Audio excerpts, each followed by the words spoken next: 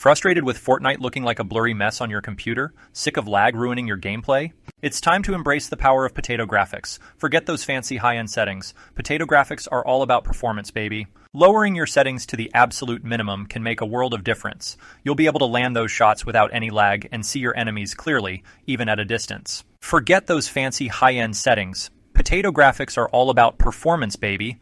Lowering your settings to the absolute minimum can make a world of difference. You'll be able to land those shots without any lag and see your enemies clearly, even at a distance. No more blurry mess, no more stuttering, just smooth, fluid gameplay. Just head to your video settings and crank everything down to low.